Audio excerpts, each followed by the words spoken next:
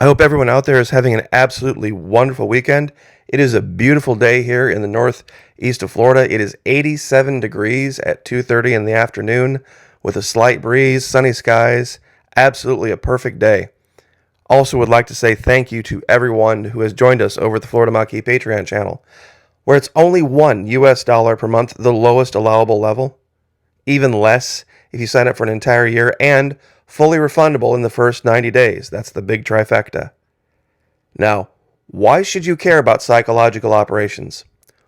Well, what if I told you there's a story out right now in the mainstream media where the real headline of it is buried, and it confirms that psychological operations and the knowledge of it will allow you to confirm something that was said in the Bible? Now that sounds like it's quite a stretch. Well, here's a little bit of a hint. It is widely accepted that your subconscious mind cannot differentiate between an actual experience that produces an emotion and an emotion that you fabricate by thought alone. Meaning your mind reacts to both of them in the same way. Your subconscious mind, which controls about 95% of your actions. What's going on in the background? Now, what does this mean? That means if you actually go do something that you really, really enjoy, and it's produced a very positive effect in you, and then you fantasize about doing something exactly like that, to your mind, there's no difference between the activity that you fantasized about and the thing that you actually did. In the way it affects the brain chemistry, there is zero difference. Now, you can, in the cognitive part of your brain, the logical part, the thinking part, say, okay, I just thought this one thing up, but I actually went and did the other thing. But what does the Bible say? Matthew 5:28, King James Version. But I say unto you that whosoever looketh on a woman to lust after her hath committed adultery with her already in his heart. This is exactly what the science of psychological operations teaches us. That when you get someplace in your head and you get there long enough, it changes how your brain works. It's as real as if what you were saying were true. That's why some people who are living in delusions and fantasies, to them, for all real intents and purposes, it is true. Why? Because they've gotten trapped in an emotional loop. And they cannot kick out of their emotional brain. That's what we teach how to do at the Psychological Operations Training Center over at Patreon. How to kick back out of your emotional center and get back to a thought-based operation in your life so that you can differentiate between the things that you've just fantasized in your head and the things that are actually true. Now, what's going on in real life that has anything to do with this? There's a story. It's reported as being out of New York, but truly the story is out of southeastern Florida. This sleepy little area called Jupiter up here. It's home to Donald Trump Jr. and his wife. It's also home to Mika and Joe from MSNBC Morning Joe. It's just north of West Palm. It's kind of one of these, what they call quiet big money areas, Jupiter. Now, I'm sure many of you remember from some years ago the story of New England Patriots owner Robert Kraft getting caught at an Asian day spa, availing himself of some of the, executive services. Let's just put it that way. And he used his financial might to get all of the charges against him dropped, even though there was video evidence. He was caught on video. Dead to rights. No charges were ever filed. Now, 7 months ago, he got engaged to this woman, 33 years his junior, which is very, very common here in Florida. She's an ophthalmologist. But then there was a surprise wedding just recently, out of nowhere. Now, since his wife passed away, and there were no allegations of any infidelity when she was alive. God rest her soul. She passed some time ago. He had one younger 30-something girlfriend and then this one. But Jupiter, Florida. Why would a billionaire like Robert Kraft, be caught in Jupiter, Florida? See, these folks live there, but to them, it's kind of slumming. I know that seems like a strange thing to say, but it truly is. Because down here, and this is something you'd have to know inside baseball, he lives in the Breakers area of Florida. The Breakers, this is highly exclusive. This side of the bridge, so to speak. When you get over here on the ocean side of the Intercoastal, things just get monumentally expensive.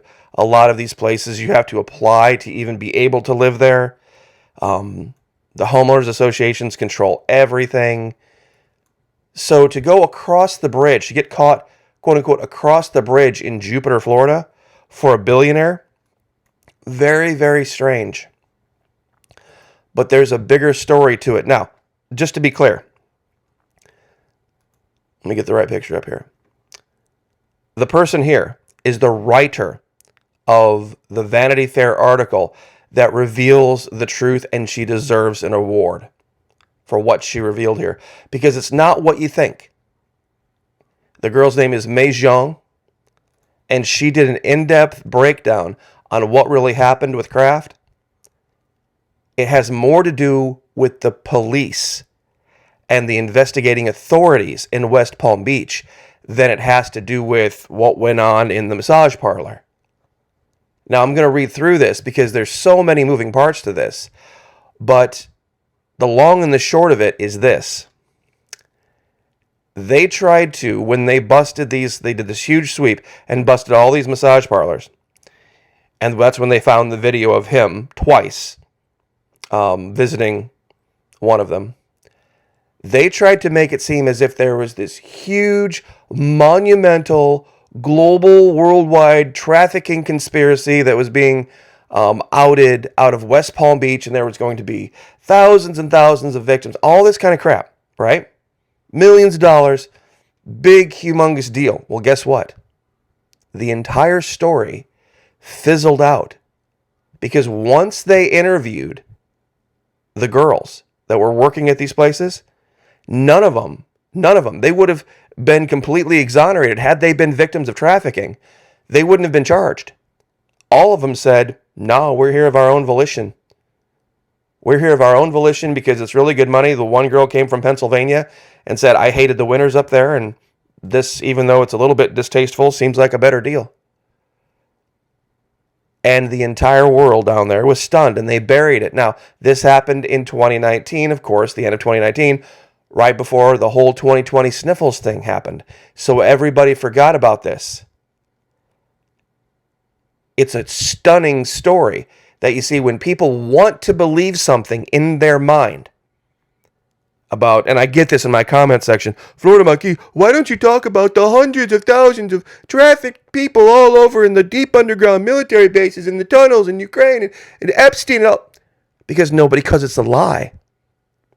Am I saying there's no trafficking going on? No, absolutely not. But the story is wildly overblown.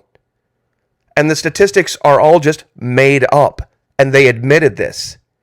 The authorities admitted this. They made up the statistics to get people on board, to get people emotionally outraged so that they could do whatever they wanted to do, so that they could do things they wouldn't normally be able to do. Now, let's read what the article actually said. Once again, Mei Zhang, you deserve an award for this article. That you didn't get one is a travesty. It's in, I believe, 6 or 7 parts. The Raid. On July 6, 2018, a health inspector named Karen Herzog visited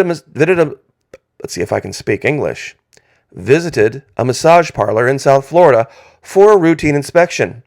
She noticed that the spa worker, a young Asian woman, was dressed provocatively, spoke little English, and appeared nervous. News at 11.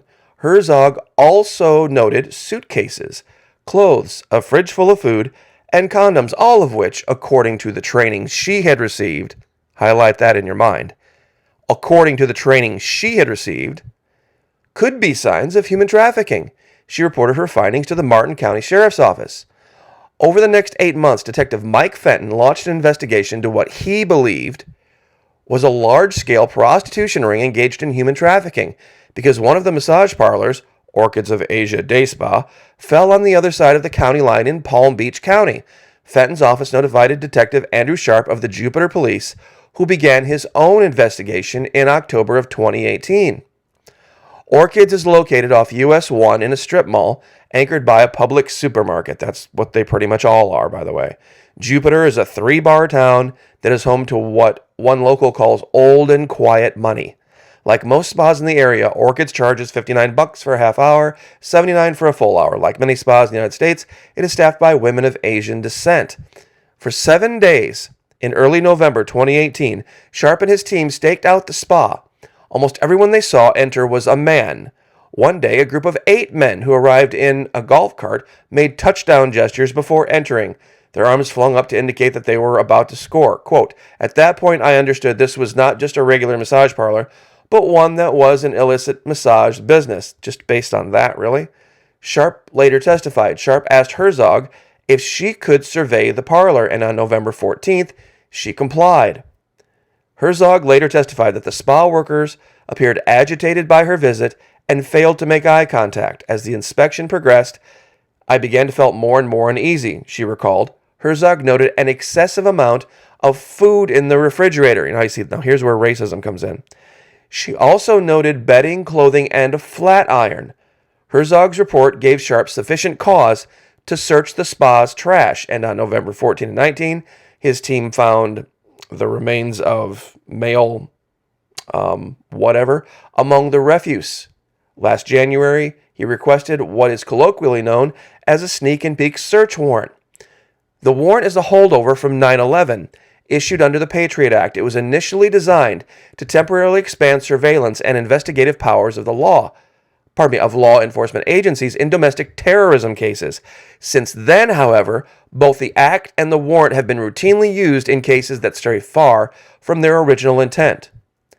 Sharp received the warrant on January 15, this would be 2019 now, and 2 days later, his team returned to Orchids, where they evacuated the premises under the false ruse telling workers that a bomb threat had been called in.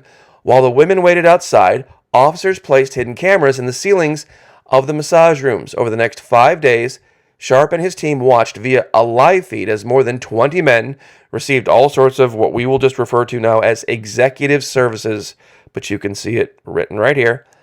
When the Johns left the spa, an officer would follow them and make up a make-believe reason for a traffic stop as a pretext for identifying the men.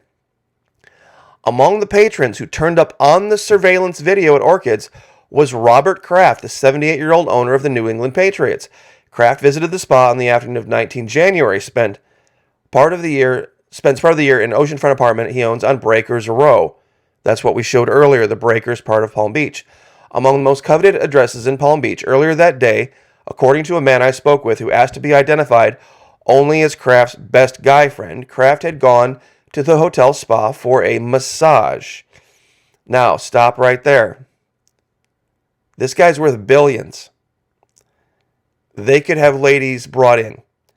He owns a football franchise that has masseurs and masseuses on staff for the players for actual massages. He could have had one of these brought to his home for whatever the intent was.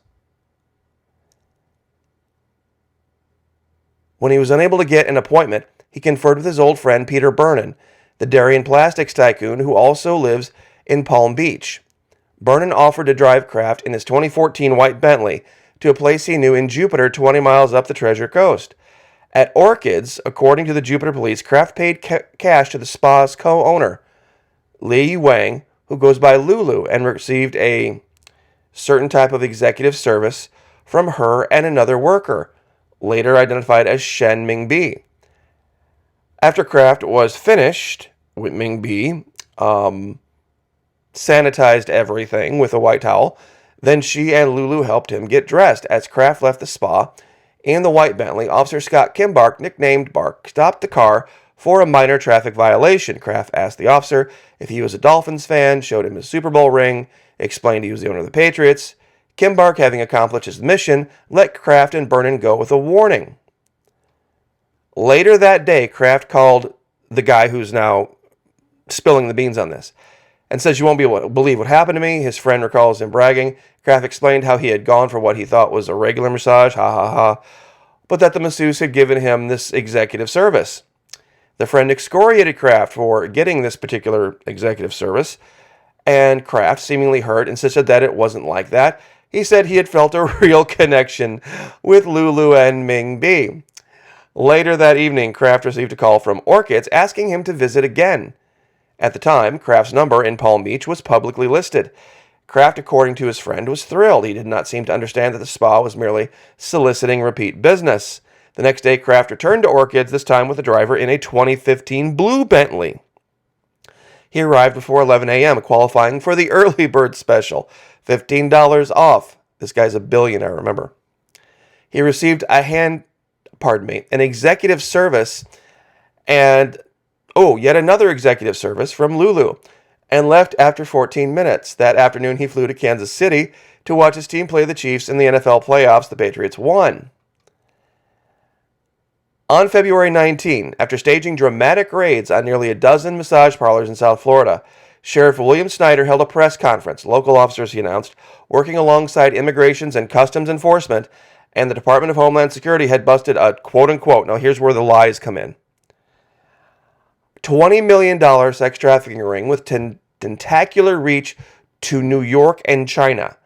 Many of the women, he said, had been tricked into coming to the United States and been working to pay off debts to traffickers before being rescued. Quote, "I don't believe they were told they were going to be working in massage parlors 7 days a week, having executive services with up to 1,000 clients a year." This, what I just read here, was all make-believe. All cooked up, all a lie. There was zero evidence of any of this. Now, we are at 17 minutes and 22 seconds. I will give you a link to this Vanity Fair article. But they go through, the details of where he's from, the island of Palm Beach, how money buys power, and how that gets you out of things. The breakdown of all the men that were involved, the women who were allegedly involved in their details. But down here, there's one more spot I want to read. And this pretty much sums it up. The rescue industry. Now, this is particular to me because I get this down in my comment section and have for years. These people, Florida Monkey, you need to bring to light. You need to reveal for the world. You need to show. It's this rescue industry bullshit. Florida, perhaps more than any other state, has been a leader of the Christian rights campaign to rescue those that they consider victims of a globally syndicated criminal human trafficking. The first Comprehensive Human Trafficking Act passed in 2000, but it wasn't until 3 years later when G.W. Bush pledged $50 million that it became an industry. Frequently, the people in charge of this well overstate the problem. They frequently claim that 300,000 minors are at risk for being sold into. How can you just not talk about this, Maki? It's so important. It's been proven to be debunked. In 2018, the FBI confirmed a total of 649 trafficking cases in America, and that's including adults. Even more alarming, the exaggerated numbers are being believed by officials. They're informing public policy. They raided all of these places, and they found absolutely no evidence of it. The New York Times and other news outlets, quoting investigators, initially presented the raids as clear-cut cases of sex trafficking, women at the spas, the media reporter working 14 hours a day, sleeping on tables, after surrendering all this other crap. But as police subjected the women to hours-long interrogations, all of the claims began to unravel. And they went through woman by woman. They said, no one, quote, no one forced me. It was the terrible weather in 2018 in Pennsylvania that made me come down here. Did you feel like you had to do it? She shook her head no. Within weeks of the raid, the state's case had evaporated. There was no $20 million trafficking ring, no women tricked into sex slavery, the things that state had mistaken as markers for human trafficking, long working hours, shared eating and living arrangements, suspicion of outside authorities, ties to New York and China were in fact common organizing principles of many Chinese immigrant communities, even the ones that do hair and nails, the ones that have the restaurants, the ones that do the laundry. They do the same thing. How many of you have ever walked into one of those places and you smelled the food cooking, even if it wasn't a restaurant? You see, this all got buried because of the 2020 sniffles. And then, of course, here's Section 8 where they try to tie this to Trump. And to be fair, Trump did have some ties to some of these people. But usually what happens with these laws is that the girls go to jail and nothing happens to the guys. It's a great article. It's an absolutely fantastic article. In fact, when she went to interview some of the people that were involved in this, they tried to, this writer on the right here, she was approached as if she was one of those girls. Seriously. And that's in the article as well, just because she was Asian. It's a stunning story that ties directly to a lot of the paradigm here on YouTube. Because I see this all the time. When people say, Florida Maquis, why do you talk about this? Florida Maquis, why don't you talk about that? It's a huge problem. And it's all over Florida. You know what's all over Florida? I will tell you what's all over Florida. And people aren't going to like it, but it is the reality. And maybe it's just from having lived here this amount of time. There are a lot of women that have absolutely no problem with that industry whatsoever, that very willingly and very happily and very well recompensed live wonderful lives in Florida doing that exact thing, not against their will. It's common. It's very, very common. In fact, you could probably make the argument that what's going on with Kraft and his 44 and 30-something-year-old girlfriends is just a different form of it. It's just a different form and exchange of wealth over a long period of time versus over a short period of time. And that's fine. God bless them. Whatever makes them happy. Whatever makes them happy. It's really funny because there's a show out now called House of Dragon. And in the show House of Dragon, those of you who are watching this are very aware of this. The king, who just passed away in the most recent episode, sorry for the spoiler, he took to wife one of his daughter's friends. And there was even a much greater age difference between them. At least what perceives to be at least 30 years, if not more. And of course we see this with Melania and Donald Trump himself, the huge age difference. And that's common here, but it goes to a different attitude, I guess. People down here, they just want to be happy, no matter what. And they don't want to live anywhere else, and they'll do whatever they have to stay here. Men and women alike.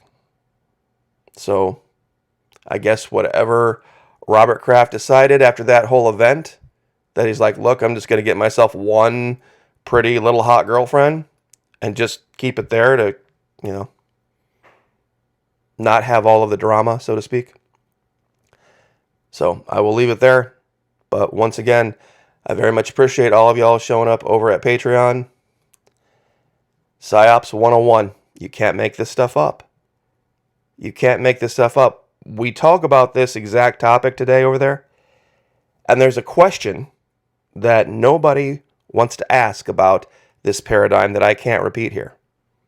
It's something that's too controversial, so we'll leave it there. God bless. Like, share, subscribe. We'll see you guys next time.